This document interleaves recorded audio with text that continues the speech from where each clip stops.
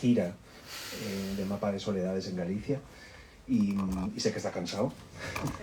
Muchas gracias también a Isabel, que también me consta que tiene en fin, mucho curro, hemos estado antes hablando, y que además ha sido muy generosa, desde el principio dijo que, que se apuntaba, y muchas gracias por supuesto a la librería, que siempre nos acoge con mucho cariño.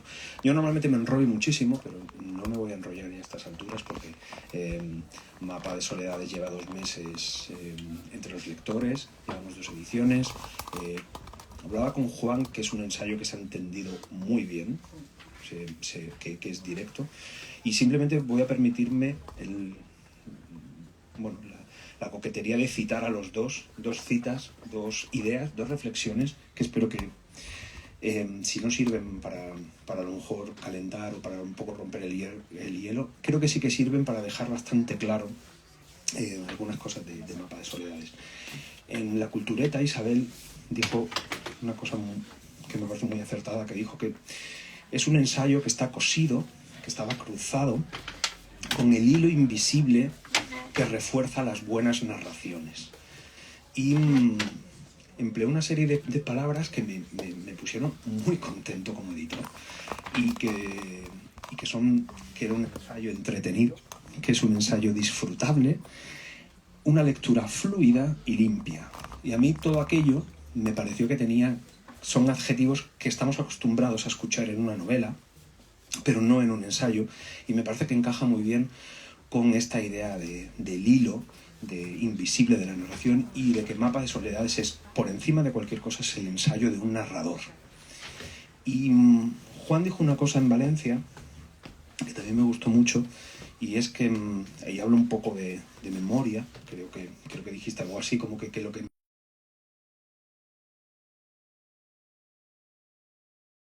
certeza de que nos necesitamos, ¿no?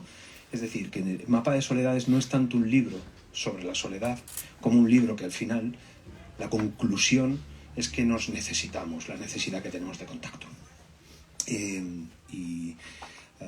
Ya está. Muchas gracias. Como siempre, después de la conversación entre Isabel y Juan, podéis hacer algunas preguntas y después Juan firmará ejemplares. Muchas gracias.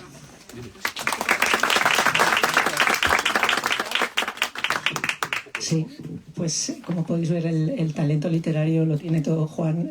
Cualquiera de la cita que ha traído Jesús denota que los adjetivos a veces brotan sinceros con un tino irregular. Probablemente se podría hacer una corrección estilística en profundidad. Dicho esto, estoy muy contenta de estar aquí. Los agradecimientos son innecesarios porque os doy las gracias de que me hayáis convocado, porque he tenido acabo de conocer a Juan hace 20 minutos, ¿vale? Pero yo he tenido una conexión, un enganche muy inmediato con este libro y muy sincero.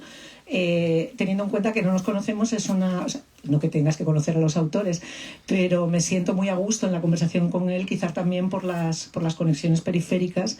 Yo detesto cuando las presentaciones del libro empiezan por la justificación del propio presentador y no del autor, pero me siento obligada a contaros que conozco a 2 personas muy próximas a Juan y que de esa manera entendía también que podía venir ese estímulo, esa conexión, ese vínculo de manera, pues eso, como auspiciada desde el principio con cosas periféricas. Pero no es así. La realidad es que Mapa de Soledades es un libro que supongo que los que estáis aquí ya lo habéis leído o tenéis a Juan en el radar de sus anteriores novelas, y si no lo habéis hecho, pues os animo a que lo cojáis inmediatamente, porque os da unas cuantas horas de un disfrute extraordinario.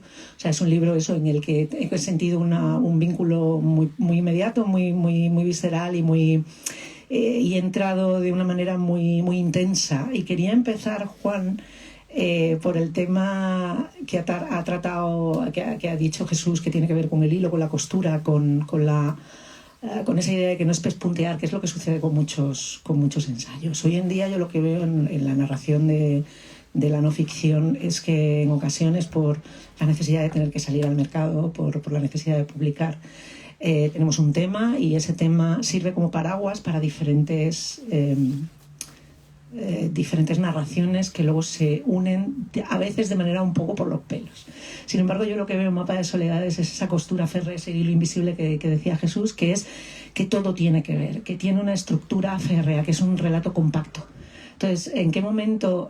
Sé que el relato empieza donde empieza el libro realmente, viene ese viaje a Argentina y de ese producto de la soledad, pero me gustaría recordarlo y sobre todo empezar más por el mapa, no por el mapa físico, que ya iremos a eso, sino por el mapa en cuanto a el itinerario, cómo se vinculan todos esos conceptos y cómo estableces tú la puntada entre uno y otro para que todos estén bien cosidos y la Bastilla no se deshaga. Bueno, lo primero, muchas gracias a todos por estar aquí. Es una alegría volver a presentar en Madrid. Tenía miedo de ir a ver la segunda presentación si ya la gente se ha cansado, pero no. Así que, y nada, muchísimas gracias por haber aceptado. Nos gustó mucho cómo hablaste del libro en la Cultureta y fue como, pues nada, te teníamos que reclutar. Adjudicado. Por lo menos por nuestra voluntad. Luego ya tenías que estar tú. La verdad es que la unidad del libro es una de las cosas que más pensé. Yo creo que en este sentido, como yo no soy ensayista, es decir, he hecho un ensayo, pero yo no me considero un ensayista, sino un novelista, digamos que creo que fue como un cierto defecto profesional de novelista la razón por la que le di tanta importancia a la unidad. A mí me interesaba que se leyera como una narración. No porque no me gustan los ensayos que no se leen como una narración, sobre todo cuando a veces me gusta leer ensayos académicos que tratan alguna cuestión específica que me interesa, pero lo que yo quería era un libro que tú pudieras seguir a una serie de personajes de la historia y a través de seguirlos, a través de ver esas narraciones de cómo fueron sus vidas, que te permitiera reflexionar sobre la soledad. Digamos que la primera idea que yo tuve, y me viene a la cabeza por esta idea de la puntada que decías, porque sí pensaba en el verbo coser, lo que pensaba es que ha habido infinidad de personas solitarias en la vida, en la historia, muchas de ellas han muerto solas, han muerto sin encontrar quien escuchara su dolor o su placer, porque también la soledad puede ser beneficiosa y a lo mejor esas personas precisamente solitarias no han compartido ese placer. Y lo que me interesaba era crear una especie de vidas paralelas donde esas personas que nunca han estado juntas, que nunca han podido compartir sus soledades, pudieran coserse en una especie de mapa y pudiéramos saltar sin solución de continuidad de una piel a otra. Y de hecho, el último capítulo se llama Piel y juega con esta idea. Entonces, ya tenía muy claro eso. Lo que no tenía muy claro era cómo unirlas. Y en algún momento se me ocurrió esta estructura de que cada capítulo fuera un paisaje solitario. Pues recorremos la selva, recorremos el océano, las islas, las cumbres de las montañas, los casquetes polares, el desierto, y que cada uno de esos capítulos contuviera historias reales que hubieran ocurrido en esos espacios, pero que también contuvieran, digamos, reflexiones metafóricas relacionadas con esos espacios.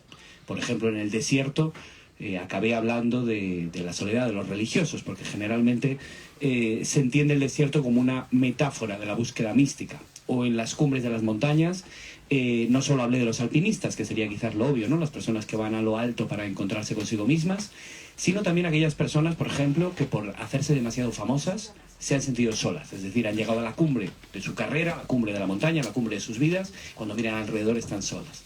Y lo que me interesaba era que cada capítulo terminara con un enlace con el siguiente y que también cada personaje nos diera pie de alguna manera a otro. En cierto modo, es como una especie de impostura de lo que nos sucede cuando estás en tu pensamiento, ¿no? Que te acuerdas de una cosa, esa idea te lleva a otra, te lleva a un recuerdo, ese recuerdo te lleva a una reflexión, esa reflexión te lleva a otra historia. Intenté hacer esto, por supuesto no se trata de que a mí me vinieran las ideas así de fácil, ojalá habría hecho el ensayo en 15 días, es una construcción, pero sí una construcción intentando detectar esos posibles hilos que trazamos con el pensamiento, que era algo que yo ya había explorado en una novela la última novela que había publicado, en Lo demás es aire, pero aquí con un sentido muy diferente, ¿no? Porque quería que aparte de estas narraciones, por supuesto, hubiera un contenido de reflexión. Y efectivamente se va creando un hilo que en este sentido es quizás lo menos impostura. Para mí sí fue un descubrimiento lo que yo quería decir. No era tanto que yo supiera cuál iba a ser la tesis del libro, sino que escribiendo el libro fue emergiendo la tesis. Es curioso. Pido disculpas por la imagen que da que él esté hablando y yo estoy mirando el móvil, adelantando las preguntas, porque realmente tengo la chuleta, aunque parezca un adolescente que está evadiéndose de la conversación, nada que ver. Porque cuando lo ve uno desde fuera es verdad que como que es chocante. Es curioso esto que dices de la construcción, porque tiene mucho que ver con la escritura de series. O sea, lo que haces es una narración seriada, cuando de otra manera serían lo que conocemos como capítulos autoconclusivos, que es lo que sucede con estos ensayos de los que hablaba yo antes. Y en esa mezcla, en ese espíritu heterogéneo que tiene cada uno de los capítulos, claro, nos encontramos con algunos. A mí me encanta en el que convive las últimas horas de María Antonieta con la experiencia de una persona migrante en América, con Ovidio y con Mal, están todos en el mismo capítulo, ¿no? Que es como una garantía pues eso, de estímulo constante, de sorpresa y de descubrimiento, que creo que está muy presente en el libro. El libro también es una palabra que suelo utilizar para describirlo, que es un libro curioso. Está todo el rato en la tradición más etimológica del ensayo, de remitir a Montaigne, como encontrando los meandros y también indagando hacia dónde pueden llegar, y en el momento en el que ya no da más de sí, lo interrumpes y vuelves para atrás, o vuelves a referenciar algo, o vuelves a saltar a una piedra que te lleva a otra piedra y que te lleva a otro regato, ¿no? Y a otro meandro. Escuchaba esta mañana, y no es un alegato político ni muchísimo menos, pero escuchaba esta mañana esta pequeña polémica que ha habido a propósito de la muerte de Miguel Hernández, y tú indagas en esa idea también, en la idea.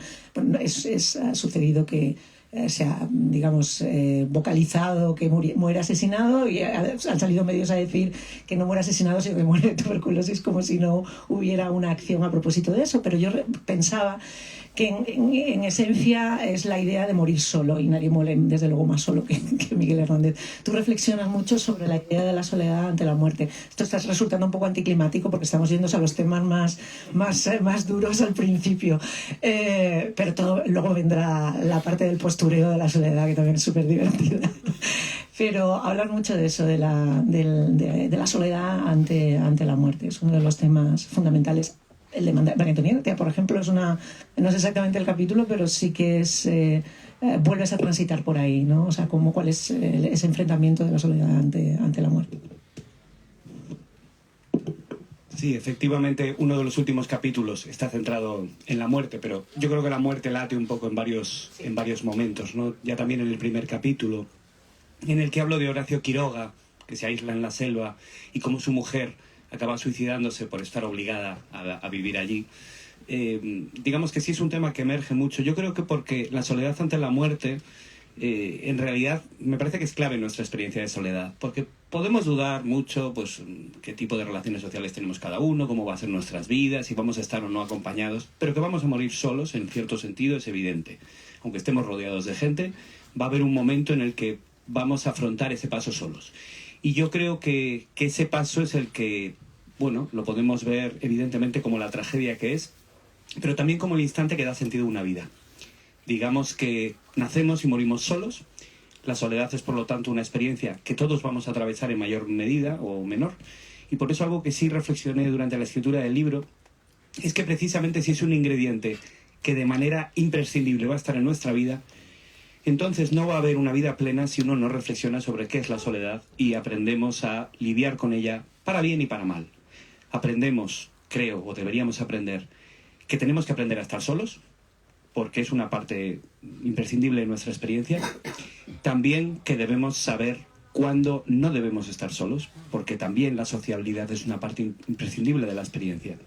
En el ensayo reflexiono mucho sobre esta idea que, bueno, viene de muy atrás de la filosofía, ¿no? De qué es el estado de la naturaleza, ¿no? Lo que se preguntaba Locke y Hobbes y Rousseau, ¿cómo era el ser humano antes de la sociedad? Y claro, para mí la respuesta siempre ha sido muy fácil. No había ser humano antes de la sociedad.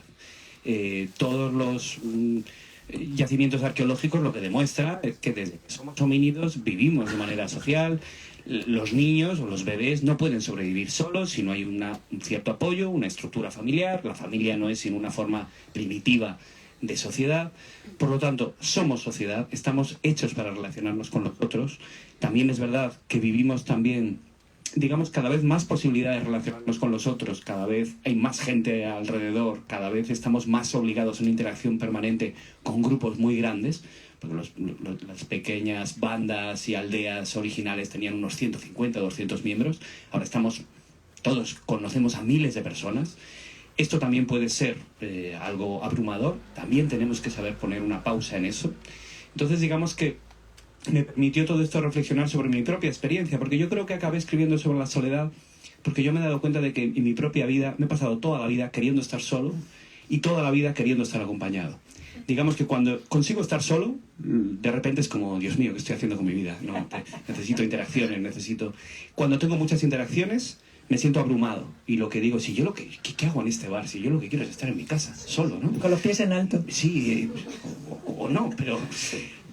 A veces sí. O sea, que realmente disfruto mucho de estar solo, pero también necesito a los otros, ¿no? Entonces creo que esta tensión, me fui dando cuenta, pensaba que era una cosa especial mía, pero yo creo que todos la vivimos, en mayor o menor medida.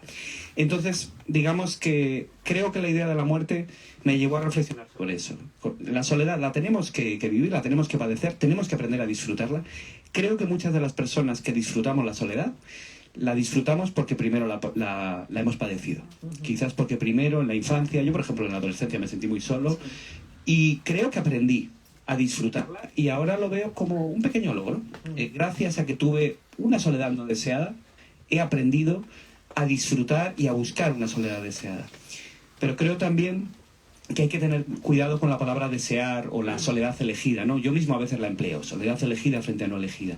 Pero creo que también a veces hay personas que eligen la soledad porque sienten que no tienen otra opción. Te dicen, no, si yo estoy muy feliz solo, lo elijo. Ya, pero lo eliges porque el mundo te resulta amenazador.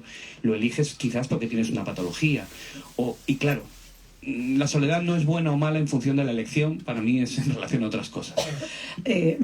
Otra de las, pues eso, de esos vínculos que encuentras muy de piel, yo encontré en el libro, tiene que ver con esto que decías de la remitir a la adolescencia, cuando hablas de que te hubiera gustado tener a veces fantaseas con la idea de haber tenido una adolescencia más atormentada para poder presumir de ello, para tener un relato, ¿no?, montado, cuando en realidad la mayoría de las adolescencias, porque casi todos nos parecemos, en mayor o menor medida, pero son experiencias solitarias porque es la primera vez que uno experimenta el estar solo y el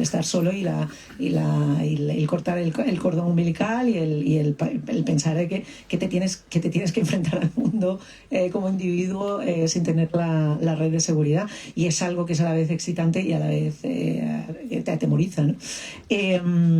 Pensaba también en esa idea de la experiencia conyugal de Quiroga, y también en la voluntad de soledad del escritor.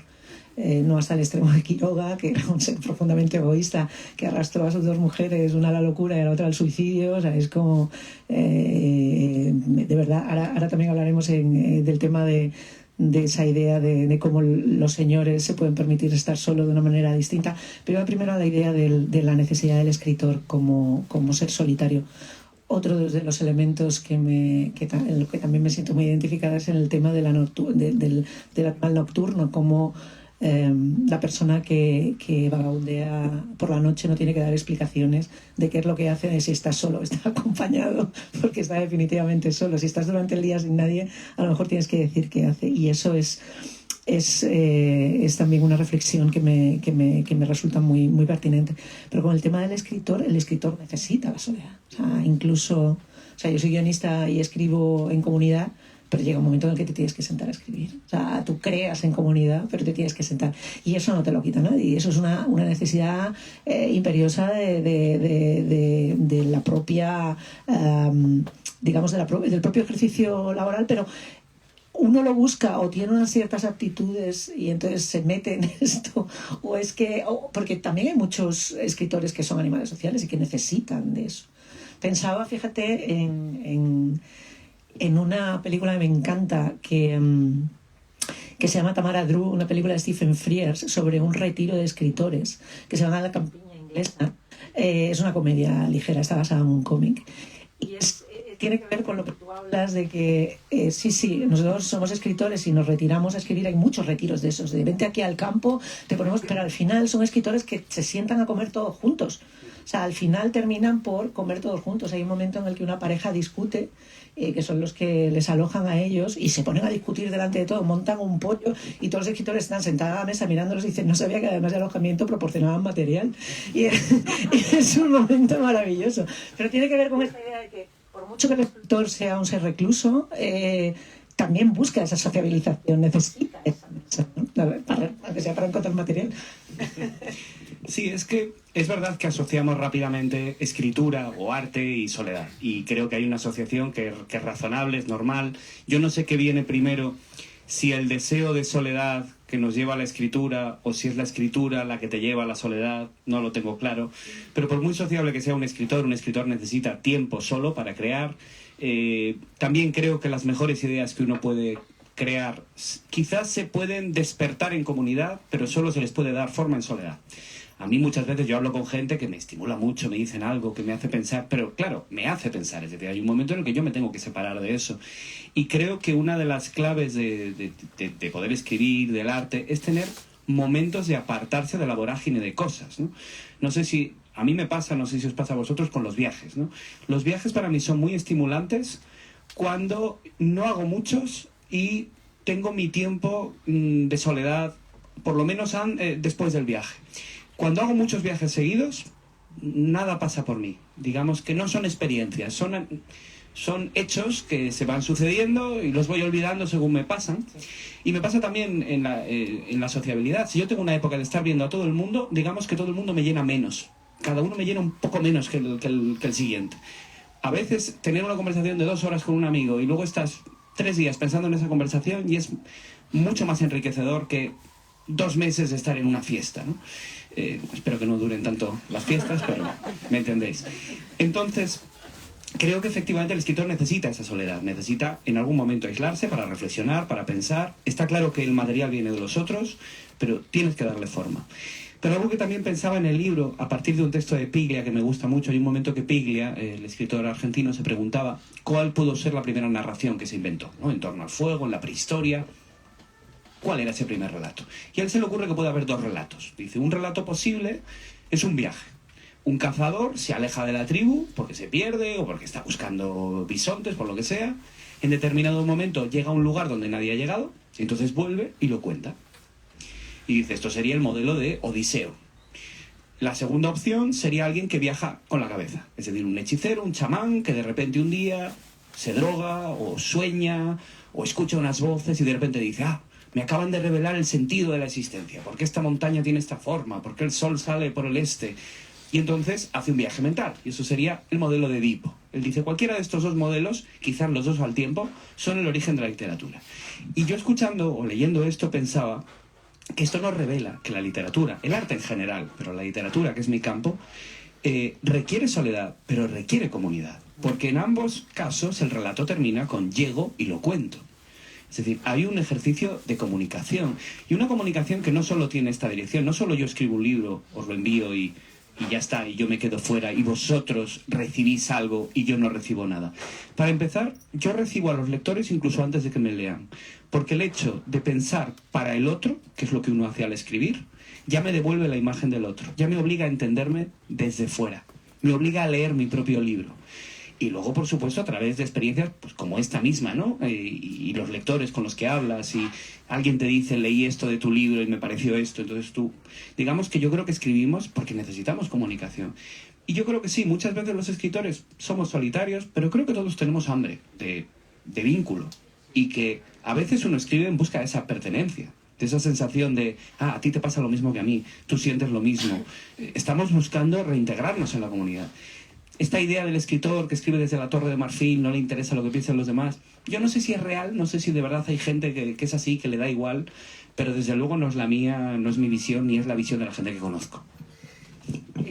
Hablaremos ahora también, como decía, del tema de las diferentes soledades en función de hombres y mujeres, pero antes quería hacer un puente que tiene que ver con el tema de los escritores, evocando a 4 escritores. tú tienes un libro anterior que es El cielo de Lima, que es sobre Juan Ramón, y pensaba en otro personaje que tú citas en el libro, que es Virginia Woolf. Y en lo que tiene que ver la soledad con la enfermedad y con la necesidad de tener a alguien al lado que supla eso. Esto es una reflexión que yo he tenido en varias ocasiones en mi vida a propósito de diferentes temas, que es el paralelismo entre la relación entre Leonard y Virginia y Zenobia y Juan Ramón.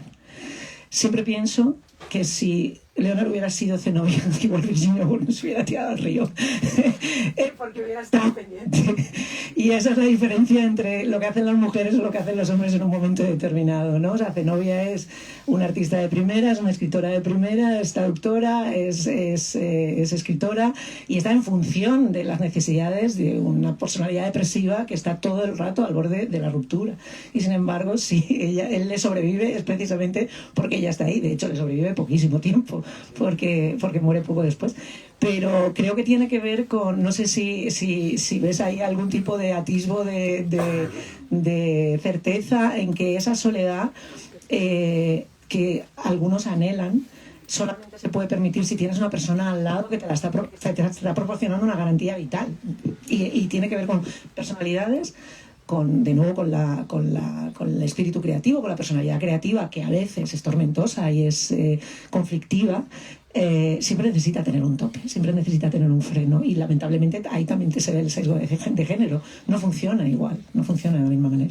Sí, estoy totalmente de acuerdo. Yo esto lo veo muy claro en el caso de Quiroga, ¿no? Quiroga se va a la selva, lleva allí a su esposa, allí tiene sus hijos, no le permite salir de la selva, lleva a los niños, pues los educa de un modo espantoso, los deja solos en la selva con 5 años para que aprendan a valerse. Ella está desesperada queriendo volver a Buenos Aires. Él dice que está muy feliz ahí, que es donde está solo, pero que yo siempre también lo cuestionaba, ¿no? Y bueno, está solo, pero está con su familia. Él se iba a cazar y a encuadernar libros con piel de serpiente, que le encantaba al parecer, y la mujer se quedaba ahí, ¿no? Y él probablemente iba al bar, porque bueno, dice la selva, pero en realidad, bueno, selvita, ¿no? Porque no se interna, ¿no? ¿Qué ocurre cuando ella se suicida? Que además se suicida de un modo que a mí me pareció literariamente maravilloso y muy triste. Él hacía fotografías, y conservamos las fotografías que él hacía en la selva. En ninguna de ellas sale ella. Hasta tal punto que durante muchos años circuló una supuesta fotografía de esta Ana María Cires, hasta que fue obvio que nos habíamos equivocado, que era una foto de la segunda mujer. En realidad no tenemos fotos de ella, pero tenemos fotos de los monos, de la cabaña, de todo. Y ella se suicidó bebiéndose el líquido de revelar las fotografías que tenía él. A mí me pareció como, seguro que no lo pensó así, ¿no? Pero que es como, claro, como me quiero revelar ante ti, o sea, de alguna manera formar parte de tu vida, estar en la imagen de grupo. Yo estoy fuera, ¿no? ¿Qué ocurrió cuando ella muere? Que él se marcha. Pero él tenía supuestamente lo que quería, ¿no? La soledad que él había buscado, ella era la que se quería ir. En cuanto ella muere, se va. Luego recluta para la causa una nueva esposa, más joven que la anterior. Se la lleva allí. La mujer acaba desesperada, lo abandona. Entonces él empieza a escribir a un amigo desesperado que se vaya a vivir con él, que le regala hectáreas de tierra. Y el amigo le dice que bueno, que quizás el año que viene. Yo he leído las cartas y era nada, le daba largas evidentemente, pero él estaba con que iba a venir. Y al final se marcha también. Es decir, me he dado cuenta de que muchas veces esta soledad, un poco entrando en lo que decías de la soledad masculina o femenina, esta soledad típicamente masculina, que no digo que tengan solo los hombres, pero que me parece esencialmente masculina, épica, ¿no? La soledad de Robinson Crusoe. Que Robinson Crusoe, no sé si habéis leído Robinson Crusoe, pero se dedica muchísimas páginas a hablar de actividades domésticas típicamente femeninas, de las cuales está muy orgulloso, porque las hace en el límite de la vida y de la muerte. Él nunca se habría puesto a cocinar o a hacer una cerámica si estuviera en Londres, pero como estaba en aquella isla era como, fíjate qué vasija he horneado. Pensaba también, lo cito en el libro, el de Into the Wild, de Christopher McCandless, que se va a Alaska a cazar osos, pero escoge irse a un autobús abandonado, escoge irse al único lugar habitado, civilizado del lugar, allí va. O Thoreau, que le hacía la colada a su madre una vez a la semana. Estaba en ese bosque. Él no lo niega, por otro lado, pero se nos ha quedado la imagen de que Thoreau, poco menos que se fue a 1000 kilómetros a distancia sin nadie, y no es así para nada. Entonces empecé a pensar que esta soledad es una soledad que quiere ser vista, ¿no? Con la del estilita que se sube en una columna, 30 metros, fíjate que solo estoy. Y toda la gente alrededor, en realidad las imágenes lo que vemos es que estaban rodeados de gente. Eso no es soledad. Entonces, claro, pues pensaba en eso, cómo es una soledad que quiere ser vista y que cuando no tiene testigos, te marchas. Cuando no tiene testigos ya, de alguna manera, ha dejado de ser lo que tú esperabas. Es el show, es el postureo. Fíjate que otra cosa en la que pensaba con el tema de la soledad era de los escritores era la premio Nobel de este año cuando se ha negado a hacer promoción, que es como que es verdad que es un caso, no es el único ni muchísimo menos, y desde luego no es Salinger, o sea, no es una persona que vaya a estar totalmente oculta, que lo haya hecho como una ruptura total. Pero sí me ha hecho gracia de la manera en la que lo ha hecho. Me parecía en cierto sentido razonable, es decir, llamando al Nobel, ¿qué más queréis que promocione? O sea, era como, ya está, ¿sabes? Me quedo con mi hijo tomando el té en mi casa.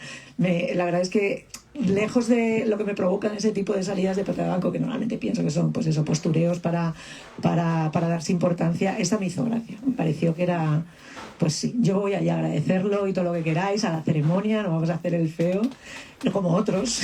Pero, jolín, es que te dan el Nobel, eres un cantante y no vas a recogerlo, es que de verdad, eso fue muy feo. Pero bueno, fue Patti Smith, que mola muchísimo. Mucho más, te diré que mucho más. Salimos ganando.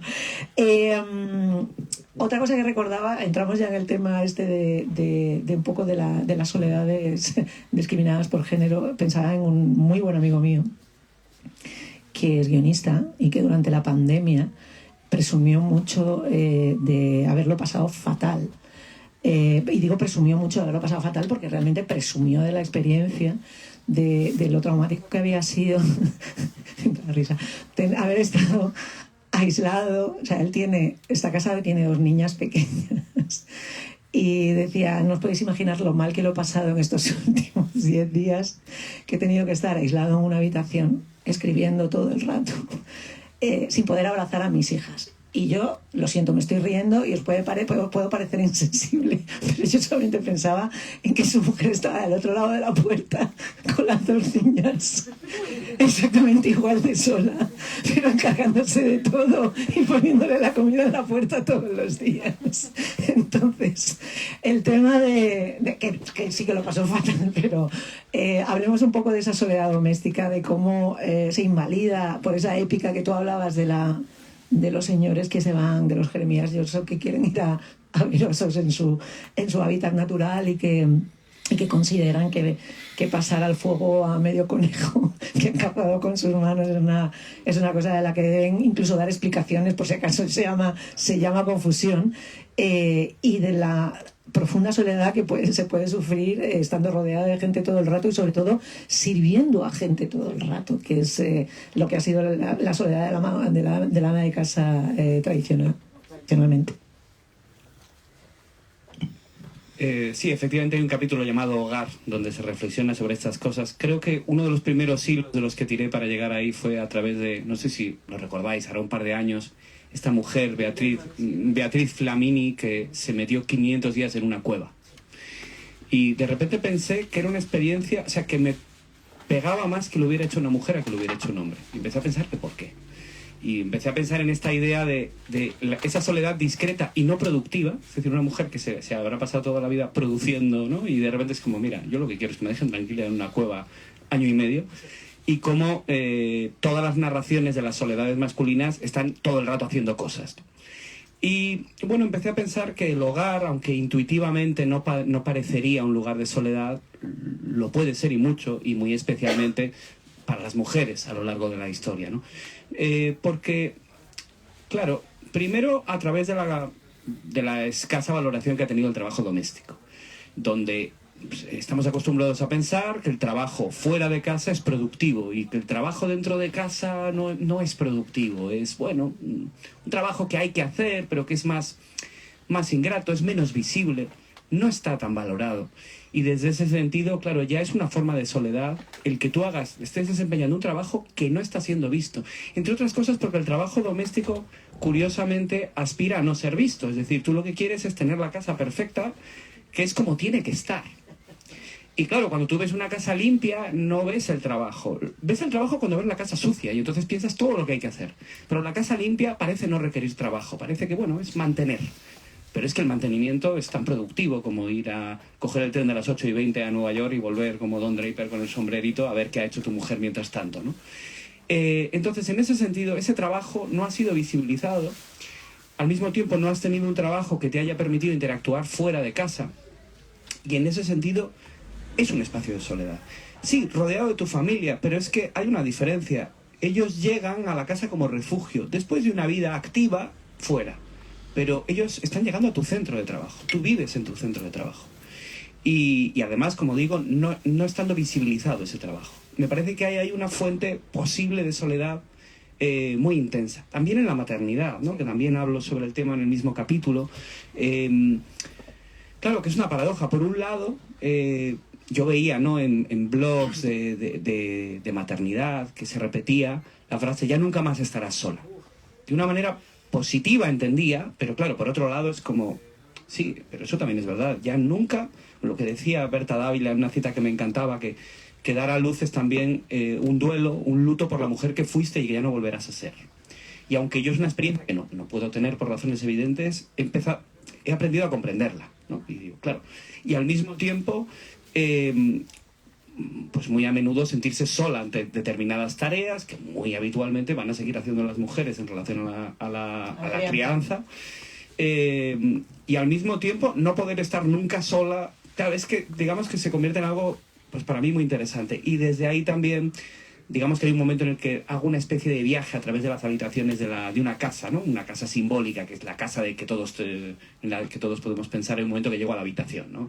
Pienso, claro, en Virginia Woolf y como, claro, ella reivindicaba la habitación propia, ¿no? Reivindicaba el hecho de, es que si las mujeres no tienen ni siquiera un espacio en el que pensar a solas, ya ponía el ejemplo de Jane Austen, que al parecer escribía en una sala de visitas, que estaba todo el rato pasando gente. Y ella se pregunta en un momento, ¿y no sería mucho mejor sus novelas si no hubiera estado en esas salas, en una habitación cerrada?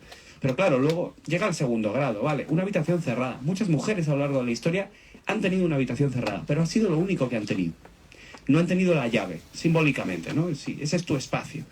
Claro, hace falta una habitación propia de la que se puede entrar y salir. Y un tercer grado. Hace falta poder salir al espacio público y en ese espacio tener derecho a reivindicar tu soledad. El no ser molestada en ese espacio, ¿no? Entonces, de repente como que emergieron muchas cosas que quizás estaban en mi cabeza de un modo difuso, pero escribiéndolo, esto es lo que digo siempre, que para mí es muy importante, que cuando escribo aprendo. Pero no aprendo, no es tanto que lea cosas que aprenda y que luego os las cuente, sino que el propio proceso de escribir es una forma de pensar. Creo que si yo no aprendiera cosas escribiendo, no escribiría. O sea, si fuera simplemente transmitir alguna clase de sabiduría, no tiene ningún sentido. Uno tiene cosas que decir porque ha escrito el libro, por eso es por lo que tiene cosas que decir. Y luego que el libro es muy divertido. O sea, quiero decir que estamos aquí teorizando sobre temas que parecen como muy sesudos, pero lo que es un disfrute. O sea, es casi... O sea, no es una montaña rusa, pero casi. O sea, estás todo el rato yendo de un lado a otro, y lo que decía antes todas las metáforas que tienen que ver con el ensayo, cuando los ensayos son satisfactorios, pues tienen que ver con el paseo, tienen que ver con los afluentes con los caudales y con la información a borbotones. Pero es verdad que Mapa de Soledades tiene mucho de eso y es de verdad que es sobre todo profundamente divertido. Pensaba en el tema de la maternidad a propósito de Salve María, que es una película que se ha estrenado este año, que también, si no la habéis visto, os animo a que lo hagáis, porque es cierto que de un tiempo a esta parte, gracias a que ciertas realidades empiezan a tener interés en el desarrollo creativo, no que no se hicieran antes, sino que se hacían con distintos enfoques y en menor medida, la maternidad también es un campo de exploración de diferentes maneras de abordarlo. Como tú decías, es profundamente solitario y también puede ser, incluso en este caso, casi rayano en lo terrorífico, esa soledad. Y la película de Mark Hall, que ha coincidido con Mapa de Soledades en promoción, tiene mucho que ver con el vértigo ante algo que no eres capaz de controlar, y además tiene que ver con la soledad, o sea, con el estar atribulado por la soledad. Esto solamente te concierne a ti y no te puedes despegar, y al mismo tiempo no dejas de estar profundamente sola. No sé si hay tiempo para alguna cosa más, hay que pasar a preguntas y tal, porque estaba también la idea de Don Draper, que es un personaje al que citas mucho y que me parece que también está muy bien, porque concilia el hecho del hombre, la idea del hombre hecho a sí mismo, la idea del hombre que renuncia a sus raíces y a su pasado porque no le conviene para el personaje que quiere crear. Y al mismo tiempo es un personaje que es un postinoso, necesita todo el rato la validación constante del entorno inmediato y necesita todo el rato tener una mujer al lado. O sea, todo eso tiene que ver con Don Draper, que de otra manera se presenta como el solitario definitivo. Además, un solitario en los años 60, que es digamos, el momento de la contracultura y el momento en el que este señor sirve de bisagra para ese mundo antiguo que empieza a ser otra cosa. Entonces creo que conjuga un montón de variables muy interesantes, y tú es verdad que lo abordas en varias ocasiones en el Mapa de Soledad. Sí, creo que me interesa... Sí, ¿no? Se escucha, sí. Creo que me interesa el personaje no solo porque me encantó Mad Men, que me parece una serie estupenda, sino porque creo que representa muy bien algo de lo que se nos vende hoy, ¿no? No en vano, Don Draper es un publicista, es alguien que vive para la imagen, pero en realidad está vacío dentro. No tiene ni pasado, porque tiene un pasado inventado. Está permanentemente siendo exitoso socialmente, pero en realidad no se lleva nada de lo que aprende de los demás dentro. Está permanentemente dando una imagen, y al mismo tiempo es la imagen del American Way of Life, que en realidad es la base de nuestra sociedad, y para mí es la base de la experiencia colectiva de soledad que estamos viviendo, ¿no? Esta idea de el modelo del hombre autosuficiente, independiente, en el que se nos insiste la idea de que la dependencia es mala. Que entenderme, claro, pues volviendo a Virginia Woolf, es evidente que una mujer no podrá estar liberada hasta que no tenga las 500 libras en el banco que ella le exigía, ¿no? Es evidente que el dinero nos ayuda, es evidente que en principio no queremos depender de los otros, pero volvemos a negar algo evidente: dependemos de los otros, necesitamos a los otros. Y de alguna manera se nos está vendiendo la idea de permanentemente remar a favor tuyo. De alguna manera entender las relaciones sociales como relaciones puramente económicas, donde estás permanentemente trazando una hoja de cálculos de costes y beneficios. ¿Qué me aporta esta persona? Esta persona es mi vitamina, esta persona es mi toxina, esta persona no me está haciendo crecer, como si tuviéramos la obligación de hacer crecer a los demás. Claro, cuando la relación falla, nunca nos estamos preguntando, o no es habitual, ¿qué estoy poniendo yo de veneno en esa relación? Sino es como, esta persona no me está aportando. Entonces, estamos en una permanente búsqueda, digamos, una autoexploración permanente del yo, que nos lleva a la soledad, porque tiendo a pensar que si todas las personas tuviéramos la misma idea de toxina y de vitamina y de qué me aportas, qué no me aportas, nadie tendría relaciones sociales. Yo hay épocas de mi vida en las que no aporto nada a los demás. ¿Por qué? Pues estoy triste, estoy mal, estoy cansado, yo qué sé. Hay amigos a los que en una época no los entiendo bien. Y al revés, hay épocas que me siento más abandonado, me siento más solo hacia los demás. Pero claro, hombre, si una relación llevas no sé cuántos años y nunca te aporta nada, bueno, pues es evidente que algo está fallando. Pero que esas aportaciones muchas veces no son tangibles. Y pensarlo todo como una relación económica hace que nosotros seamos también objeto. Si tú haces objeto a los demás, te van a devolver una imagen en la que tú mismo eres objeto. Eso es para mí el problema de la soledad. Y por eso sí, están todas estas campañas para que las personas de la tercera edad no estén solas, que si edificios, que el vecindario se conozca más, que si el Ministerio de Soledad en Japón, en Reino Unido, todo eso está bien.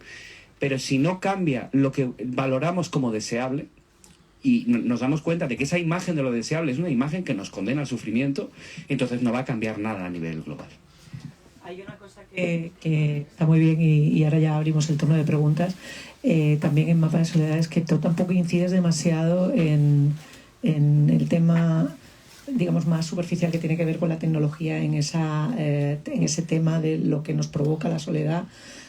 O sea, no matar al mensajero, es ir un poco a la raíz de dónde está esa razón, que es la que tú argumentabas ahora, que es una cuestión más socioeconómica que tecnológica. La tecnología solamente vehicula de alguna manera, es un reflejo del momento en el que vives, y lo mismo se dijo en un momento determinado de la televisión, se dijo de la radio, se ha dicho de absolutamente cualquier tipo de avance tecnológico. Siempre está esa desconfianza y ese rechazo inicial, ¿no? O esa mezcla entre el entusiasmo y el rechazo, que es lo que suelen provocar los avances tecnológicos. Pues si tenéis una pregunta o varias para Juan, este es el momento. ¿Ninguna? Yo sigo, ¿eh? Venga.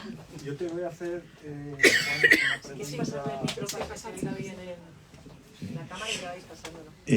yo te voy a hacer una pregunta chusca, pero la voy a envolver de calidad. De calidad.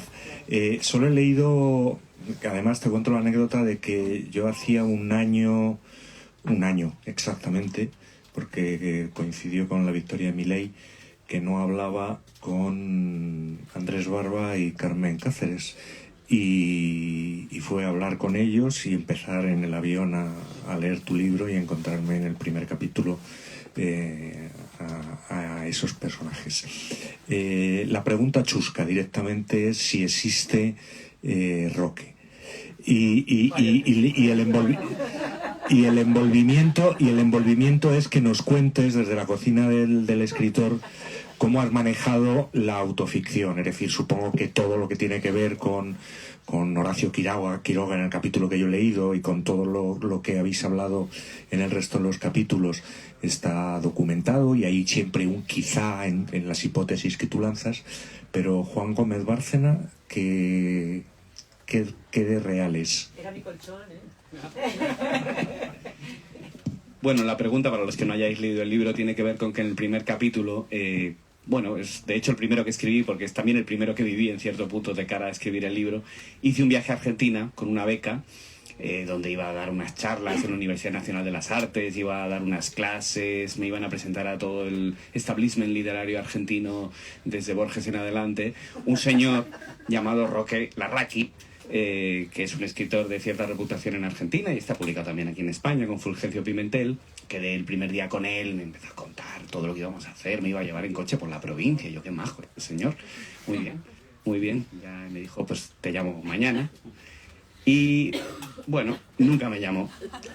Por eso lo de existe, sí existe, aunque a mí a veces lo dudaba. Yo todos los lunes iba a su clase donde supuestamente iban a ocurrir cosas. Siempre me decía, seguís por acá, ¿no? Sí, ¿seguís teniendo el mismo número? Yo te marco mañana. Yo ya al final ya era un chiste, ¿no? Pero el tema, que lo que me hizo pensar esto es que yo en general me desenvuelvo muy bien en viajes. A mí me encanta ir a estancias de 2-3 meses con becas y tal, y como que hago mi vida muy rápido. Pero ahí no pude hacer mi vida porque estaba siempre esperando la llamada. Era como, bueno, me va a llamar Roque, vámonos de viaje, no sé. No, hombre, no voy a irme a la Patagonia porque me va a llamar Roque, va a venir ahí, yo qué sé, Mariana Enríquez a querer tomar mate conmigo y yo no voy a estar en Buenos Aires. Entonces, bueno, acabé contando la experiencia. Bueno, me lo preguntó también mi editor, ¿no? ¿Y quieres dejar el nombre real? Y después de una pausa de 3 segundos dije, sí, que lo lea, porque, bueno, además ya digo, un lunes tras otro, en fin, o un martes, ya no sé qué era, en fin. Mucho. Y digamos que esto me sirvió para, quizás fue la clave de que yo me decidiera a meter elementos autoficcionales. A mí me cuesta meter autobiografía en los libros. De hecho, mis 4 primeros libros no había nada autobiográfico. Por un lado por vergüenza, por pudor, también por la idea de que yo sentía, supongo que nos pasa un poco a todos, ¿no? Esta idea de que cuando alguien te cuenta experiencias buenas que les han ocurrido, curiosas, tú siempre sientes que tus experiencias son como menos, ¿no? A mí me pasa todo el rato como, ¿qué cosas vive la gente? Y luego igual haces un viaje con esa persona y de repente le parece magnífico lo que acaba de ocurrir y tú dices, bueno, bien, eso es que igual tengo experiencias magníficas a veces.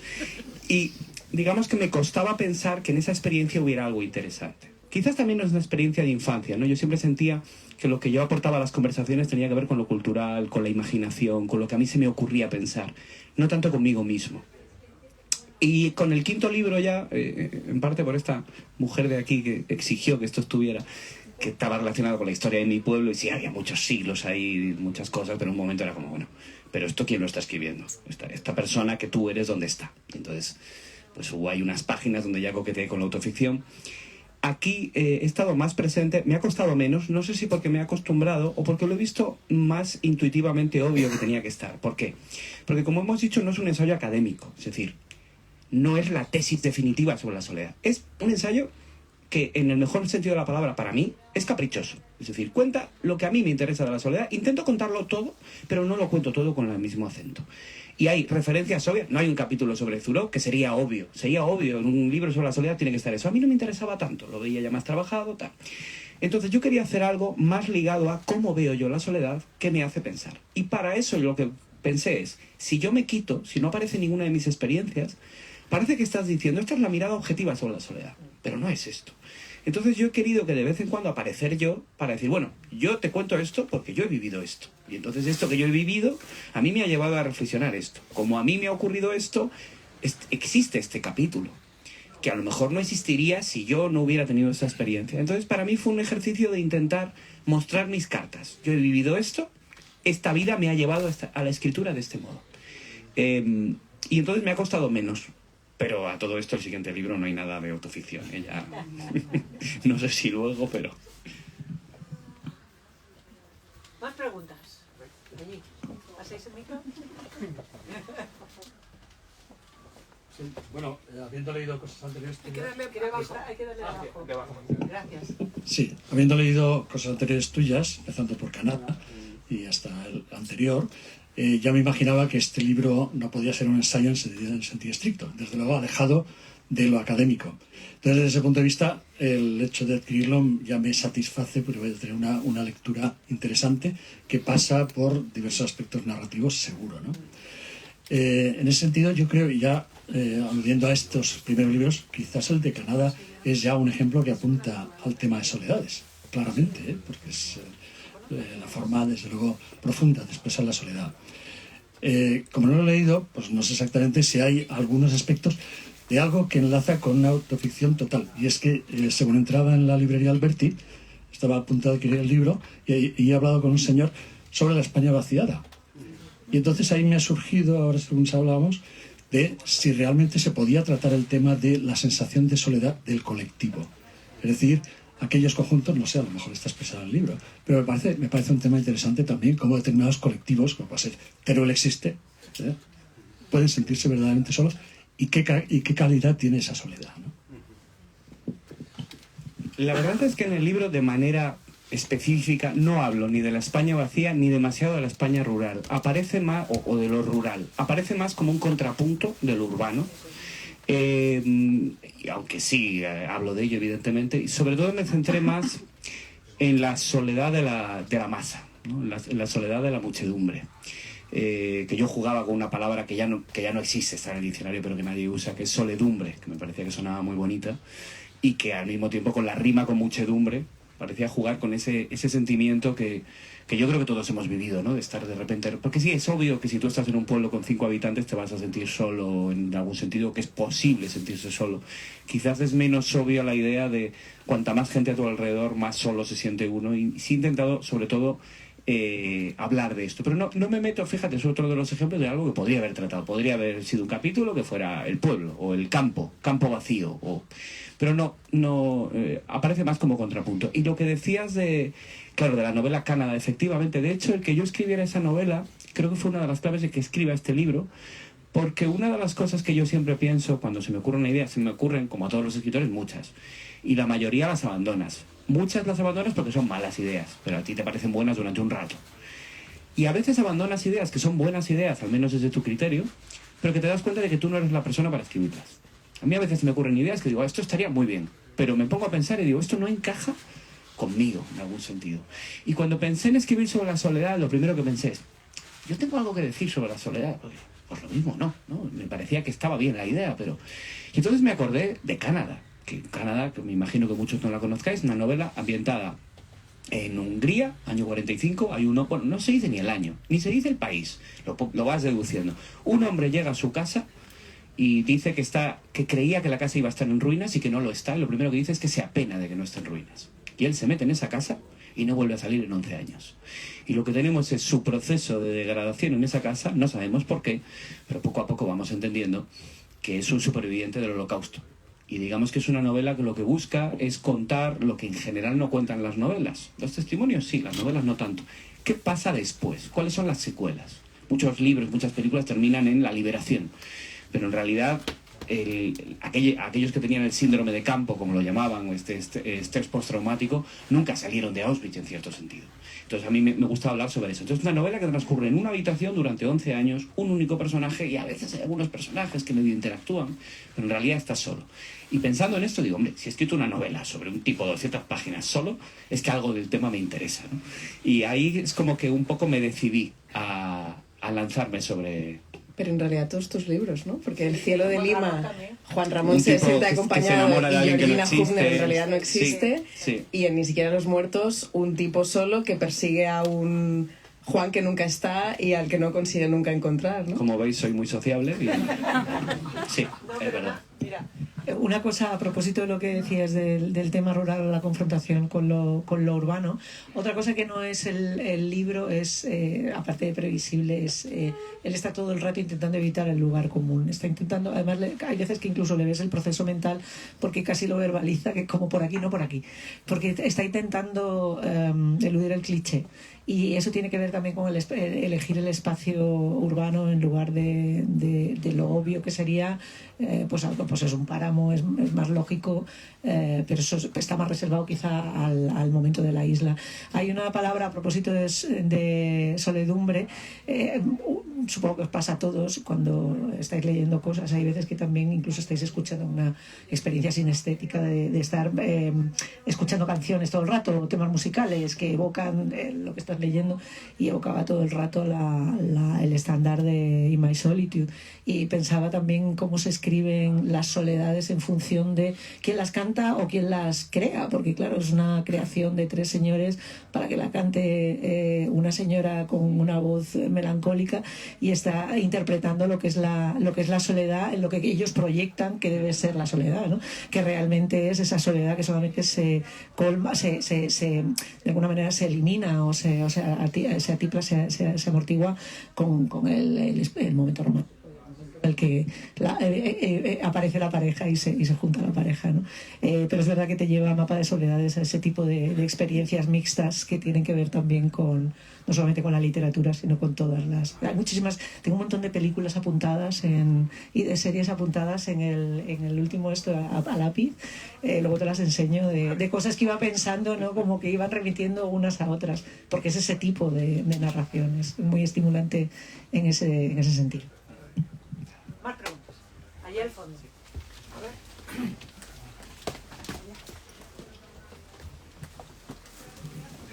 Con vuelta. Sí, no te preocupes. Buenas tardes, Juan. Lo primero, muchas gracias por escribir, por este libro, el anterior. Cuando leí el título, me entró una especie de desazón y dije, joder, ¿qué voy a leer aquí? ¿Qué me voy a encontrar? Y cada vez que cerraba el libro, por necesidades de la noche, que me tenía que ir a dormir, la sensación era como, no voy a decir de alegría, porque no es alegría, pero es una sensación de lo contrario de desazón, que no sabría ahora mismo. Una cierta euforia, ¿no? Bueno, euforia tampoco. depende del momento en el que cierres el libro. Quiero decir que es sí, un pico... es un libro que me ha parecido positivo, a pesar del título, ¿vale? Y hay varias escenas que obviamente te dejan tocado y te dejan... Y hay una, yo que no soy un hombre de fe, yo que nunca he creído, la soledad de la fe, cuando hablas en un campo, no me acuerdo exactamente cómo era, en el campo de concentración, que Dios no pasó el proceso de selección, y hablas de esa sensación en la cual te sientes solo porque no tienes respuestas. La perfección, que se supone que es Dios para los que creen, les abandona. Y en ese momento, no tengo pregunta, solo un comentario, en ese momento fue uno de los momentos en el que el libro me dejó bastante tocado. Hay más, pero ese, a pesar de que yo no creo. Entonces, nada, era solo un comentario. Esa imagen de la soledad, del no poder asirte a nada, incluso a lo que no existe, o a lo que no se ve, o a lo que sí existe, no lo sé. Y nada, muchas gracias otra vez. Bueno, lo primero, que gracias por lo de decirme que tiene un aspecto positivo el libro, porque era una de las cosas que buscaba, no meterme solo en lo negativo y poder dar una visión más luminosa. Y eso del chiste que comentas, ¿no? De Yahvé no pasando las pruebas de selección y por eso no ayuda a su pueblo, que se contaba en Auschwitz, porque efectivamente muchos de los chistes del Holocausto, los más crueles, se contaban en Auschwitz, los contaban los prisioneros. Entonces, es algo que siempre me ha parecido interesante. creo que sí arroja luz sobre esta idea de estamos solos y no tenemos sentido en la vida.